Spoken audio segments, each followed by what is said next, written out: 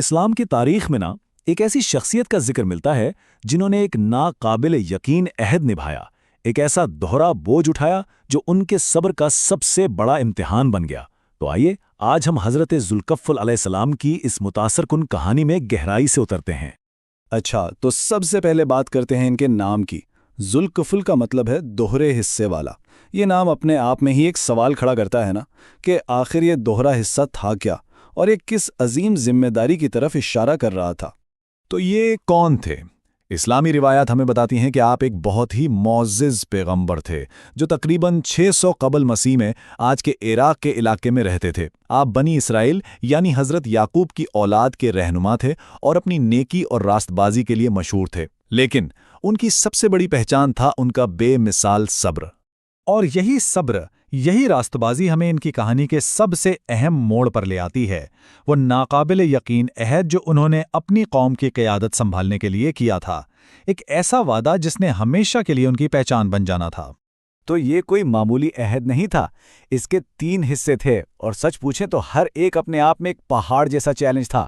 پہلا، ہر روز روزہ رکھنا جو نفس پر مکمل قابو کی علامت ہے۔ دوسرا، پوری رات عبادت میں گزارنا یعنی اللہ سے گہرا روحانی تعلق۔ اور تیسرا جو شاید سب سے مشکل تھا، کبھی بھی کسی بھی حالت میں غصہ نہ کرنا۔ یہ ایک رہنما کے تحمل اور حکمت کا اصل امتحان تھا۔ اسی کو دوہرا بوجھ کہا جاتا ہے۔ ذرا سوچیں اس چیلنج کے بارے میں۔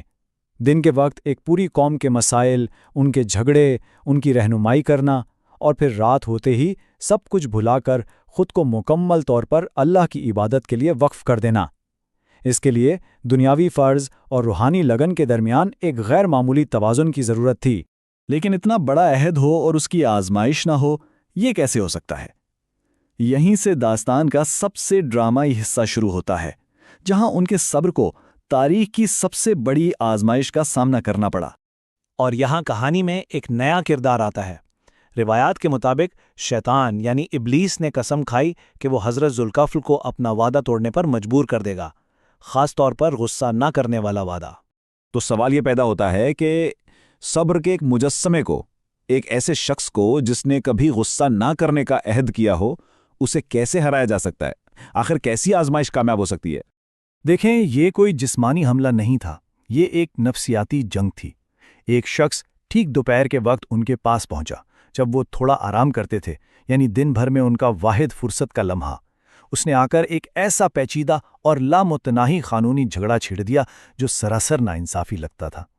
مقصد بالکل صاف تھا، انہیں تھکانا، پریشان کرنا اور آخرکار اتنا مشتعل کرنا کہ وہ غصے میں آ جائیں اور اپنا عہد توڑ دیں۔ تو نتیجہ کیا نکلا؟ اس شدید اشتعال انگیزی کے باوجود حضرت ذوالکفل ایک چٹان کی طرح اپنی جگہ پر قائم رہے۔ انہوں نے نہ صرف اپنا تحمل برقرار رکھا بلکہ کمال صبر اور سکون کا مظاہرہ کرتے ہوئے اس آزمائش میں بھی کامیاب رہے۔ اور اسی آزمائش نے ان کی میراث کو ہمیشہ کے لیے امر کر دیا۔ اب ان کی ذاتی آزمائش سے آگے بڑھ کر اس معزز مقام پر نظر ڈالتے ہیں جو انہوں نے تاریخ میں حاصل کیا، ایک ایسی میراث جو صحیفوں میں ہمیشہ کے لیے محفوظ ہو گئی۔ ان کا ذکر خود قرآن پاک میں موجود ہے۔ سورۃ الانبیاء میں اللہ فرماتا ہے، اور اسماعیل اور ادریس اور ذوالکفل کو بھی یاد کرو، یہ سب صبر کرنے والے تھے، اور ہم نے انہیں اپنی رحمت میں داخل کیا، بے شک وہ نیک لوگوں میں سے تھے۔ یہ آیت انہیں صبر اور نیکی کی ایک ابدی مثال کے طور پر پیش کرتی ہے۔ لیکن یہاں ایک بہت دلچسپ سوال بھی سامنے آتا ہے جس پر اہل علم آج بھی بات کرتے ہیں کہ آخر یہ حضرت ذوالکفل تھے کون؟ اس بارے میں 2 بڑے نظریات ملتے ہیں۔ کچھ علماء کا ماننا ہے کہ وہ ایک منفرد پیغمبر یا نیک رہنما تھے جن کی پہچان یہی دوہرے بوجھ والی کہانی ہے، جبکہ کچھ دوسرے علماء کا خیال ہے کہ وہ بائبل کے پیغمبر حزقیل ہی تھے جو اسی زمانے میں رہتے تھے۔ یہ آج بھی ایک تاریخی بحث کا موضوع ہے۔